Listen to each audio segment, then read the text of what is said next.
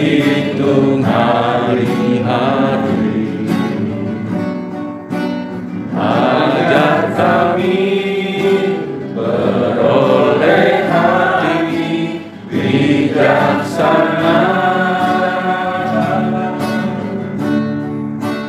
Ajar kami Tuhan hidup dalam jalan-Mu, agar semua rencana-Mu digenapi. Mulialah nama-Mu Tuhan, dan ajaib jalan-Mu. Pimpin kami di setiap waktu. Besar setia-Mu Tuhan, anulah karya-Mu. Yesus, kami bersyukur padamu. Mari kita berdoa. Bapa di surga, di dalam nama Tuhan Yesus, kami memerlukan pengajaran-Mu di dalam kehidupan kami. Karena kami membutuhkan hikmat bijaksana dari-Mu melalui firman yang Engkau sudah berikan kepada kami. Kami mendapatkan pencerahan pengertian agar apa yang kami lakukan benar di hadapan-Mu, berkenan bagi-Mu. Kiranya Tuhan menolong kami oleh Roh Kudus-Mu yang berkarya di hati kami, sehingga kami menikmati persekutuan kami dengan Tuhan dan dengan sesama. Kiranya Tuhan menolong kami untuk menjadi pelaku firman, bukan hanya mendengarkan dan mengerti, tetapi sungguh-sungguh kami hidup di dalam kebenaran-Mu. Mampukan kami ya Tuhan yang lemah ini, hamba-Mu yang terbatas, diberi kesempatan oleh-Mu untuk memberikan refleksi kebenaran firman-Mu, menyampaikan renungan hatinya. Kiranya Engkau sertai, beri kekuatan dan bijaksana. Kuasa-Mu menyertainya ya Tuhan. Dan kami sekalian diberkati oleh kebenaran firman. Di dalam nama-Mu Tuhan Yesus, kami berdoa dan kami bersyukur. Amin. Amin. Bapak Ibu yang kekasih dalam Kristus, mari kita bersama membaca kembali bagian-bagian ayat yang penting, lalu kita dapat memahami keutuhannya, sehingga kita mengerti dengan baik dan bisa memanifestasikannya, merefleksikannya dalam kehidupan kita. Surat Paulus kepada jemaat di Roma.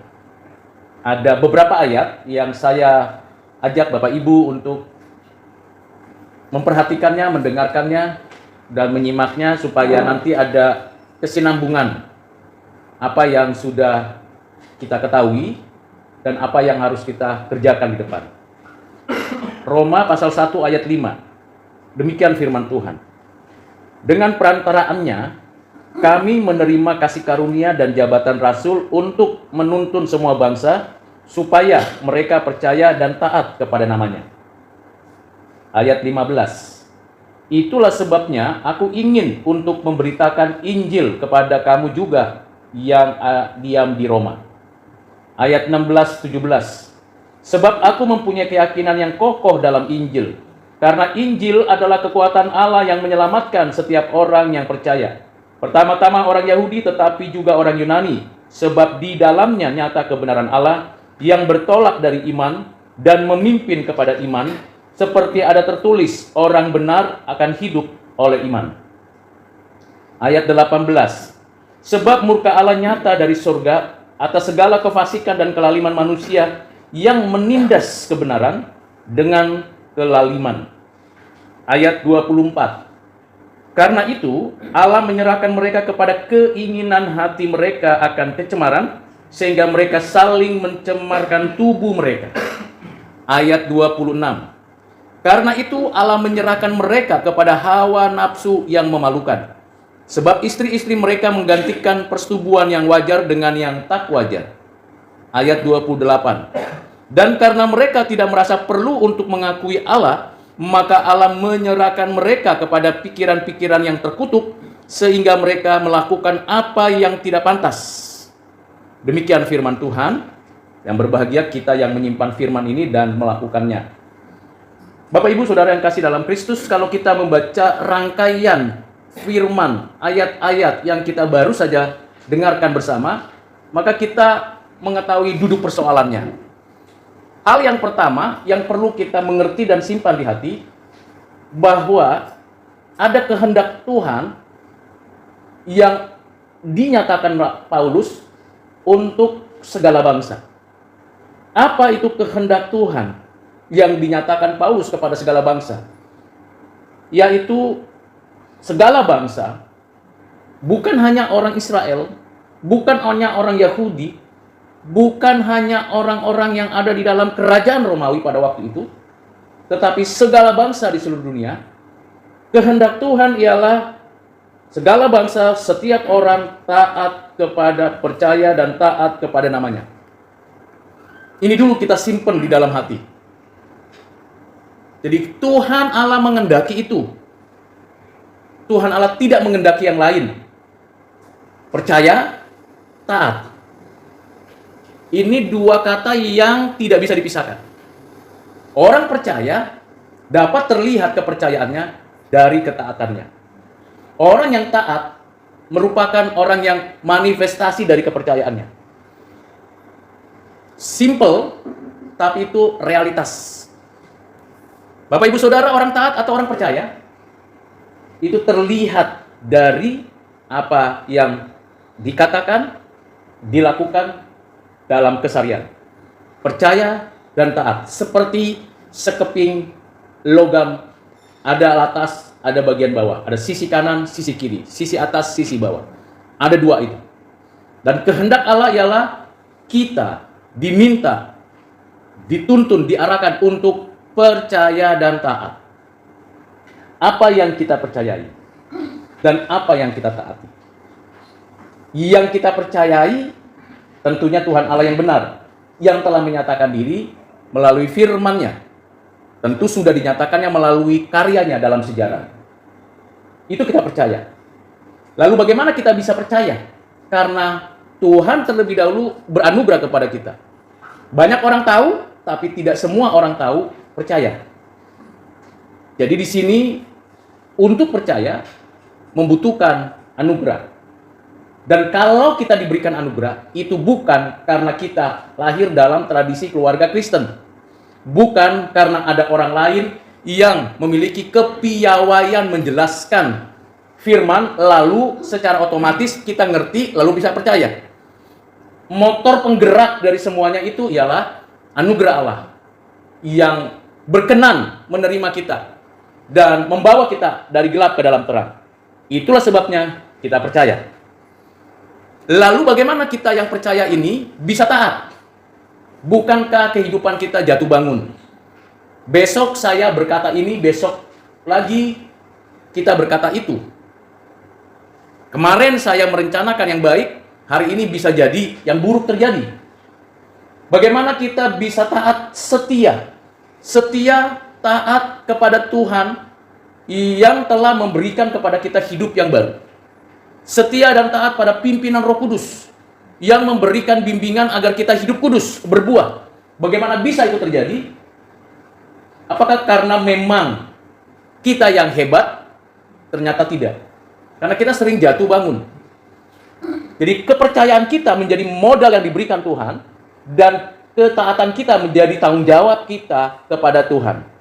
Dan itu bersamaan, sinergi dalam kehidupan kita.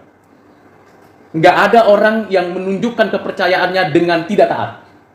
Dan nggak ada orang yang mengatakan, aku tidak percaya, tapi dia menaati.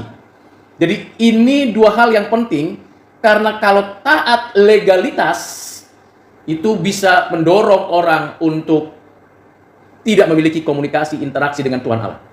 Tetapi kalau percaya saja tanpa ketaatan, maka orang tersebut sebenarnya bukan orang percaya. Jadi ini Bapak Ibu Saudara mesti kita simpan dan pegang dalam hati. Pertanyaan refleksinya, apakah saya sudah orang yang taat. Langkah selanjutnya, Rasul Paulus memberikan pengertian kepada kita agar setiap orang itu bisa percaya dan taat, maka dibutuhkan kekuatan kabar baik. Karena kita sudah berdosa, kita tidak punya kemampuan menyelesaikan persoalan hidup kita dengan kekuatan sendiri. Kita tidak bersandar kepada dunia yang fana dan segera akan lenyap. Dan kita punya keterbatasan, kekurangan, kelemahan masing-masing. Lalu kabar baik apa yang bisa kita dengarkan dari Tuhan sebagai wujud kita bersandar kepada Tuhan? Maka Rasul Paulus mengatakan, itulah sebabnya aku ingin memberitakan Injil.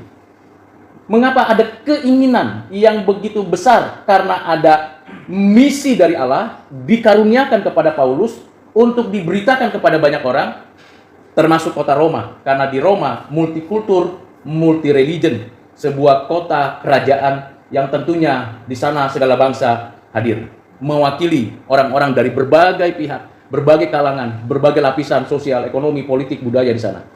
Maka berita Injil itu perlu, dibutuhkan, dinyatakan. Kenapa perlu? Karena dijelaskan di ayat 16-17, berita Injil itu adalah kekuatan Allah. Kata kekuatan Allah itu di dalamnya mengandung otoritas dan kuasa. Otoritas dan kuasa. Jadi ada 3 kata penting yang melekat pada berita Injil yang dikaruniakan Allah kepada manusia. Otoritas, kuasa, dan kekuatan. Sehingga dengan berita itu, maka keadaan manusia yang berdosa bisa dibawa kembali kepada Tuhan karena ada kekuatan dari Injil. Bagaimana bisa meyakini itu? Sekali lagi, Paulus menyatakan bahwa itu bertolak dari iman, percaya. Apakah kita sungguh percaya akan berita itu? Apakah kita sungguh meyakini dengan berita itu kita mendapatkan kemenangan atas dosa, atas setan, dan atas maut? Apa kita yakin itu? Bagaimana itu bisa melekat di hati, melekat di pikiran, dan itu menjadi lifestyle kita, gaya hidup kita. Bahwa berita ini mengubah hidup saya. Arah hidup saya yang tadinya meleset ke dunia, menjadi mengarah kepada Tuhan saja. Cara berpikir saya yang tadinya amburadul, tidak sesuai dengan kehendak Allah, melakukan tindakan-tindakan dusta, sekarang saya hidup dan berupaya hidup di dalam kebenarannya. Bagaimana itu bisa terjadi? Karena iman. Iman yang dikaruniakan di dalam hati kita. Saya percaya bahwa Allah pencipta langit dan bumi. Saya percaya bahwa Yesus Kristus mati menebusku dan hidup bangkit memberikan kepadaku kehidupan yang baru. Dan saya percaya Roh Kudus yang mengubah hidupku dan yang menjamin hidup kekal di langit dan bumi yang baru. Ini adalah konfesi, pengakuan. Bagaimana saya bisa percaya? Lagi-lagi anugerah mendahului respon saya untuk mengatakan aku percaya. Itu yang menjadi standpoint kita, yang membuat jadi firm kita yakin di situ. Tetapi ada kenyataan lain dalam keseharian kita. Kenyataan lain dalam sejarah manusia karena manusia sudah berdosa. Apa kenyataannya? Itu yang dinyatakan di dalam ayat 18 sampai dengan ayat yang ke-32. Allah mengendaki tadi seperti itu, tetapi manusia dengan sengaja, dengan sadar, dan atas keinginan sendiri memberontak kepada Tuhan Allah. Saya ulangi, Bapak Ibu Saudara, dengan sadar, dengan sengaja memberontak kepada Tuhan Allah. Dan itu terjadi sejak di Taman Eden, dan terus sampai sekarang, dan akan berlangsung sampai akhir zaman. Jadi kita mesti lihat realitasnya seperti itu. Ada seperti Kain, ada seperti Nimrod yang mendirikan Menara Babel, ada seperti Esau yang menjual hak kesulungan, ada seperti Raja Saul yang mengambil tindakan di luar kewenangannya, ada seperti Raja Manase yang menyembah berhala dan ilah-ilah di bait Allah, ada seperti Nikolaus yang menyangkal Yesus dan menganiaya orang-orang percaya. Banyak sekali realitas itu kita lihat. Bahkan yang dekat dengan Tuhan Yesus juga ada yang menjual nama Yesus, ada yang menyangkal nama Yesus. Petrus dan Yudas Iskariot. Itu realitas. Jadi kalau kita melihat apakah mereka melakukannya karena kehendak Allah, jawabannya tidak. Mereka semuanya melakukannya, mungkin kita juga di dalamnya pada masa-masa yang lalu, karena kemauannya sendiri. Jadi Bapak Ibu, Saudara dan saya harus menyadari realitas seperti itu. Bahwa kita memang dengan sengaja dan sadar memberontak kepada Tuhan Allah. Jadi satu sisi Allah menyatakan ini loh pentingnya dan perlunya kabar baik itu. Apa persoalannya? Karena problemnya kita itu suka, senang, dan bergairah memberontak kepada Allah. Sampai tahap itu kita diingatkan, dan Paulus mempresentasikannya luar biasa. Tentu karena pekerjaan Roh Kudus, dia menuliskan bahwa Tuhan sudah menyatakan secara umum salah arahnya. Akhirnya muncul hadir berbagai kepercayaan yang tidak benar. Ada yang tahu, kenal, mengaku percaya, tetapi tidak mau bersyukur kepada Tuhan. Merasa diri bisa mengenal Allah karena saya. Jadi kepercayaan itu ternyata ada banyak salahnya. Ada yang salah arah, ada yang salah konsep, dan ada yang salah di dalam apa yang diyakininya. Jadi tidak semua itu benar. Hanya satu yang benar. Kembali kepada berita kabar baik di dalam dan melalui Kristus. Itulah yang akan memberikan kita kemenangan. Itulah yang menjadi kekuatan kita untuk melawan kejahatan demi kejahatan yang mungkin bisa terjadi dalam hidup kita. Yang mungkin bisa kita hadapi tiap hari. Yaitu berita kabar baik dari Tuhan. Nah, Allah di dalam kekudusannya, dan Allah adalah Allah yang kudus. Allah yang kudus melihat dosa, segera menghukum, dan bukan hanya itu, ia segera melakukan tindakan penghukuman. Itu istilah murka. Jadi murka itu bukan tiba-tiba murka dan marah-marah. Tidak ada namanya tiba-tiba murka. Allah itu adalah Allah yang kudus.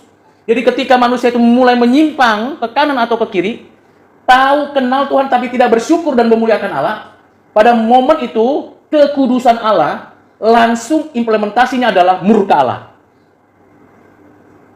Kalau kita masih dimarahi oleh Tuhan Allah, masih ditegur dengan keras, dengan berbagai macam cara Tuhan menegur, bersyukurlah. Karena apa Bapak Ibu? Karena masih ada kemungkinan kesempatan kita sadar dan kita ditarik kembali. Rudi, kamu salah. Bertobatlah dari perilakumu yang buruk, dari pikiranmu yang jahat, dari sikap hatimu yang tidak beres. Bersyukurlah masih ada yang menegur kita. Mungkin teman, pasangan, anak, keluarga, pimpinan, orang-orang dekat kita, bahkan orang-orang dunia. Tuhan bisa memakai cara untuk kita kembali. Ingat Bapak Ibu tadi poin yang pertama, supaya kita percaya dan taat. Tetapi realitasnya kita seringkali jatuh bangun.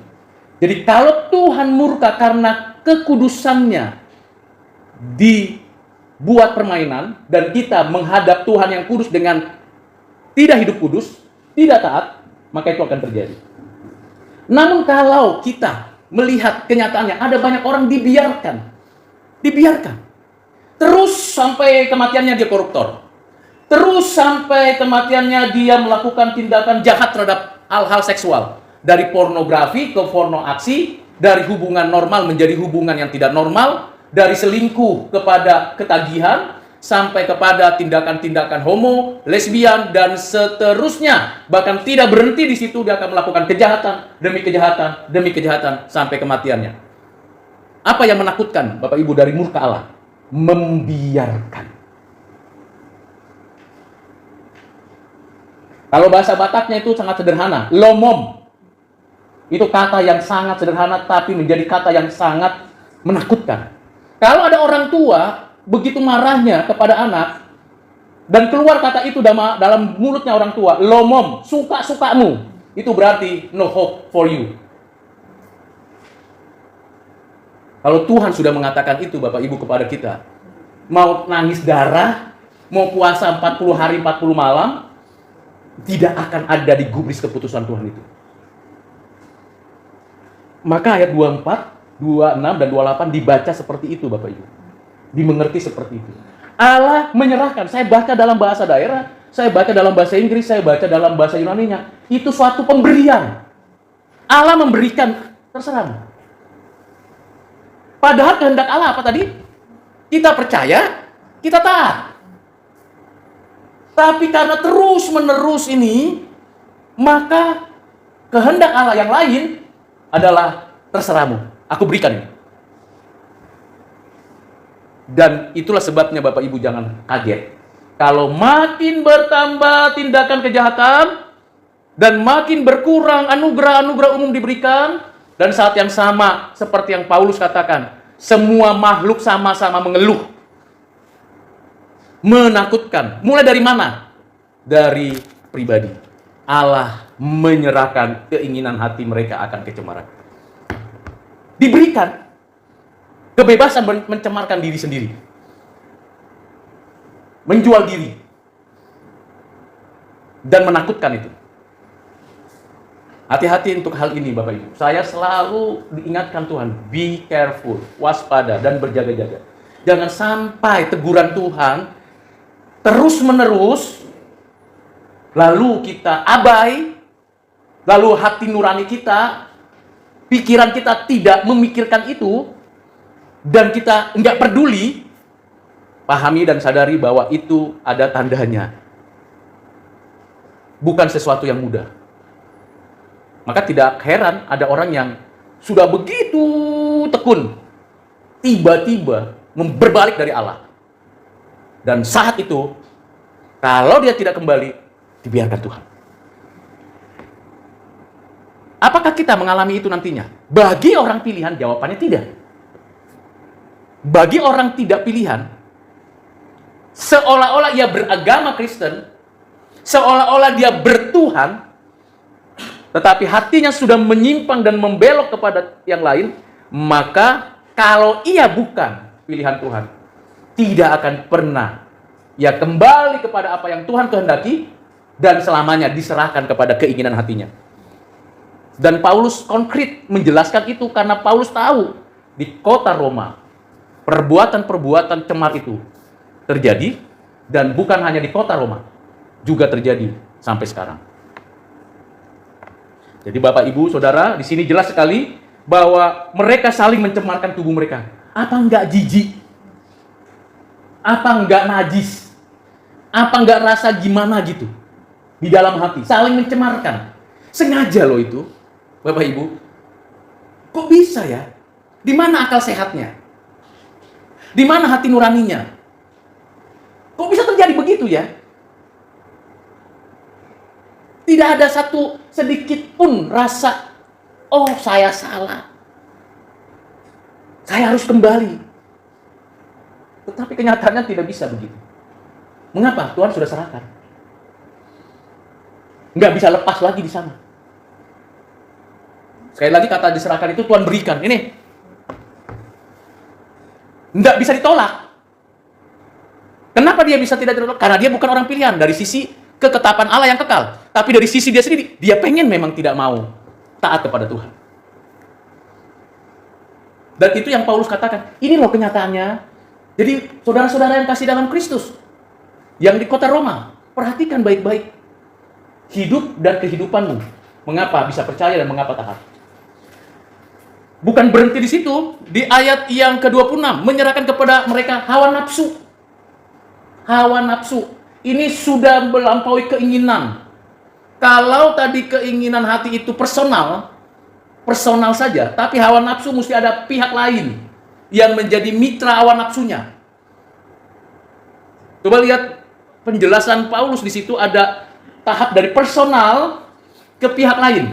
Entah istri, entah bukan istri, dari selingkuh menjadi perzinahan, mulai masuk ke dalam homo, lalu lesbi, lalu juga biseksual, dan sebagainya, dan sebagainya, dan sebagainya.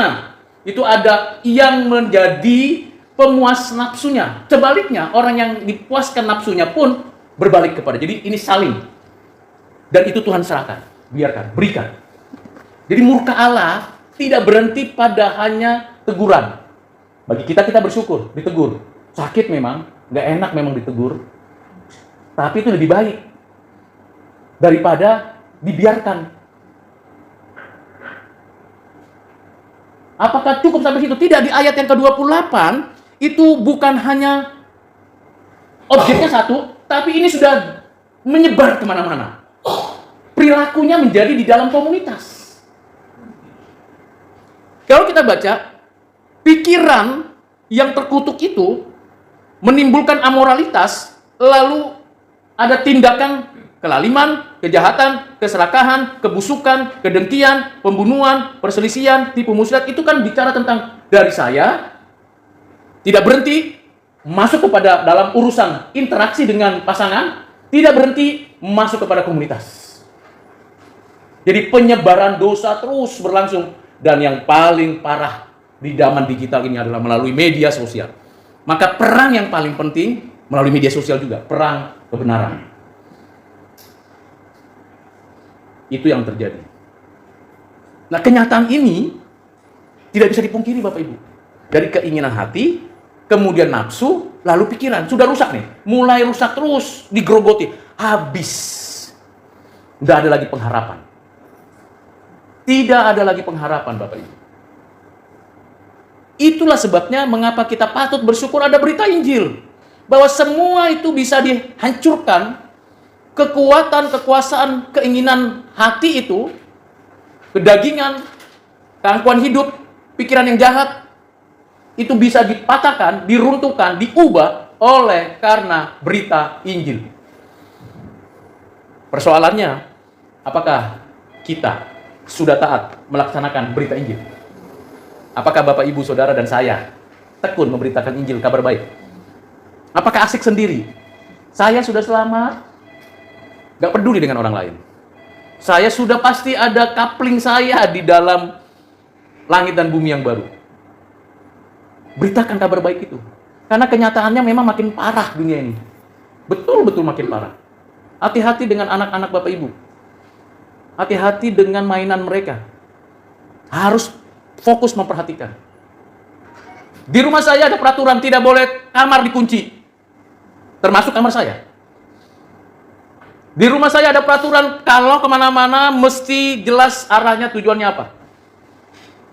Dan saya dengan bebas diperiksa semua isi laptop saya, bahkan isi dompet saya oleh anak-anak saya dan istri saya. Saya juga dengan bebas memeriksa laptop mereka dan isi dompet mereka. Sekarang untuk berjaga-jaga Bapak Ibu. Bahkan video call itu juga hati-hati. Hati-hati Bapak Ibu. Kerusakan ini memang benar-benar terjadi. Benar-benar terjadi. Apakah kita mau bagian yang murkanya sampai Tuhan memberi? Seperti Firaun. Sudah diberikan tanda dan kuasa mukjizat 4 kali. Firaun tetap keras kepalanya. Nggak mau terima orang Israel beribadah kepada Allah yang benar. Pada tulah kelima sampai tulah 10 apa yang Tuhan berikan? Aku sendiri yang mengeraskan hati Firaun. Jadi Bapak Ibu, Saudara, ini tanggung jawab kita. Bukan tanggung jawab hamba Tuhan saja. Atau gereja di mana Bapak Ibu beribadah. Tanggung jawab personal. Karena dimulai dari mana? Dari diri. Dan kita harus melakukannya. Bukan hanya sekedar, yes, I know, I believe, I trust, I obey. That's it. No. Kita ada di dalam dunia yang benar-benar real. Konkret. Ada banyak orang yang memang inginnya seperti itu, Bapak Ibu. Berulang-ulang kan di dalam pengaturan kita, berpakaianlah yang sopan. Untuk mahasiswa, untuk tamu, untuk kita. Itu tujuannya apa? Bukan nggak boleh passion di kampus. Tapi persoalannya terlalu rentan untuk terjadinya pelecehan seksual. Dari situ mulai, dari mata turun ke hati. Dari apa yang kau lihat, muncul keinginan hati. Media sosial asal-asalan dibuka, scroll-scroll. Berhenti sebentar, ternyata ada yang menggiurkan. Ini laki-laki nih, hati-hati nih. Saya laki-laki, saya tahu persis pada momen-momen tertentu itu ada scroll-scroll yang menakutkan, menajiskan. Hati-hati. Bagi ibu-ibu, scrollnya lain lagi. Masak apa? Shopee, dagang-dagangan. Ya, muncul. Hati-hati. Karena tawaran itu, kalau kita ingin awal keinginan kita, itu diri. Akhirnya mencemarkan tubuh. Wih, enak ini, bagusin. Seperti ini nih. Akhirnya terjebak, tersistem. Ditegur, udah lama, jangan lihat-lihat scroll-scroll itu lagi. Udahlah Pak, jangan scroll-scroll itu. Udahlah nak, jangan main game terus berjam-jam. Sampai habis waktu makan nggak makan, minum nggak minum. Sudahlah, stop. Ada waktunya untuk berhenti. Dan melepaskan keinginan hati kita. Berani Bapak Ibu? Kan tentu istri saya 31 tahun yang lalu cantik. Itu menurut saya. Tapi kalau sekarang dibandingkan dengan mahasiswi-mahasiswi yang sekarang, jauh lebih cantik tentu mahasiswinya. Dari mata turun ke hati. Be careful. Hati-hati Bapak Ibu. Karena dia dekat dan akrab, minta diajari. Hati-hati, jaga jarak. Bukan kita berarti, kalau begitu saya ketakutan. Seperti Yusuf, lebih baik melarikan diri dari jebakan Batman daripada kita merasa aku kuat dan aku hebat. No. Dari hati masuk ke awan nafsu, lalu langsung ke pikiran. Jadi nggak cepat-cepat itu di pikiran dulu. Dalam pikiran sih sudah oke. Itu dosa, itu nggak benar. Ajaran pendeta sudah mengatakan Alkitab. Dalam pikiran sih sudah banyak penjelasan, pengertian dogma yang wow, nilainya, grade-nya unggul. Luar biasa. Tapi siapa yang bisa mengukur hati? Enggak Pak, itu nggak sengaja kok. Waduh. Hati-hati Bapak Ibu. Dan ini bukan hanya untuk orang muda. Dengan apakah seorang muda mempertahankan kelakuan bersih dengan merenungkan firman Tuhan. Saya pikir ayat itu benar. Tapi juga, hai orang tua, hati-hati. Kenapa saya harus jelaskan seperti ini? Karena memang kenyataannya Bapak Ibu, mungkin saja di kampus kita ini, pelecehan seksual, homoseksual, lesbian, ada. Atau mungkin potensi itu besar. Nah, kita mesti jaga hati-hati.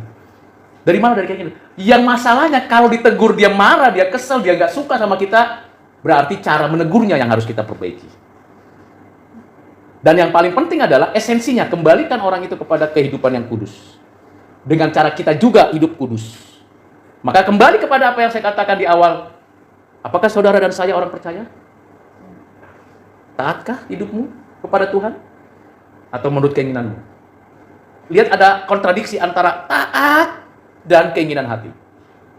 Antara yang berpusat kepada Allah dan berpusat pada diri. Theosentris, Kristusentris, atau self-center, ego-center. Kalau kita the root, please datang kepadaku. Kalau saya bilang males, nggak mau aku. Suka-suka aku lah Tuhan, kan kau baik, kau maha pengampun. Bukankah merah dosaku akan putih seperti salju? Bukankah engkau maha pengampun? Pastilah Tuhan baik sama saya, kalau saya pun salah diampuni. Itu namanya hyper grace. Mempermainkan anugerah Tuhan. Dengan motif, ya sudahlah, saya memang orang berdosa, saya memang tidak mampu berbuat baik, ya sudahlah, terima aja lah Tuhan. No. Nggak begitu Bapak Ibu Saudara. Jangan permainkan anugerah Tuhan, dan jangan bermain api. Begitu kita terpleset, asik loh. Lama-lama asik. Oh, nikmatnya. Udah lupa. Kenapa pikirannya sudah dicengkram? Maka itu yang disebut adiktif. Mulanya biasa saja, lama-lama luar biasa, akhirnya tak biasa lagi, dan habislah dia. Mari Bapak Ibu Saudara, kita hadapi realitas ini dengan serius. Saya khawatir masa depan remaja dan pemuda masa depan. Sangat khawatir. Sebagai seorang pendidik yang memperhatikan perkembangan zaman dan anak-anak didik dari tahun ke tahun, saya sangat khawatir. Dan saya serahkan sama Tuhan. Sangat khawatir. kemana lagi kami melangkah kalau tidak bersandar kepadamu? Kita bisa lepas karena anugerah Tuhan. Kita bisa masih setia pada pasangan. Kita masih jujur dalam hati. Kita masih menjaga kekudusan hidup kita. Itu karena belas kasihan Tuhan. Tapi anak-anak kita, cucu cicit buyut kita nanti, bisa kebayang gak Bapak Ibu? Pegangannya itu handphone. Apa yang di tangan mereka? Masih belum terlambat kalau Bapak Ibu dan saya mencoba memperbaiki. Supaya jangan sampai murka Allah. Sampai puncaknya pembiaran. Entah tetangga kita, saudara kita, keluarga kita, termasuk kepada hamba-hamba Tuhan. Jangan sampai murkanya terjadi pembiaran. Kiranya Tuhan menolong kita untuk menjadi orang-orang yang takut akan Tuhan dan hidup terus-menerus bersandar kepada tangan Tuhan yang kuat dan kita menikmati persekutuan dengan Dia. Mari kita berdoa.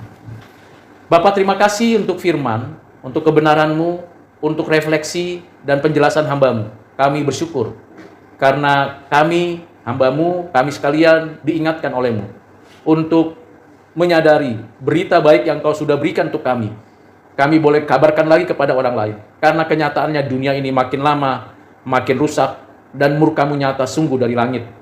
Dan tiba saatnya nanti penghukuman final akan Kau berikan kepada orang-orang jahat. Mohon kiranya Tuhan menolong kami, pribadi lepas pribadi, keluarga demi keluarga, anak-anak kami, cucu kami, bahkan orang-orang yang kami kasih. Ya Tuhan, lindungi kami, sertai kami, bawa kembali kami kepadamu. Kalau kami jatuh, tegurlah Tuhan. Kalau kami kurang pas, tariklah lagi kami Tuhan. Jangan biarkan kami Engkau berikan keinginan daging kami. Ya Tuhan, kasihanilah kami orang berdosa ini. Kami mohon belas kasihan-Mu. Biarlah firman-Mu menguatkan kami dan memberkati kami sekalian. Terima kasih Bapa, di dalam nama Tuhan Yesus kami berdoa bersyukur. Amin.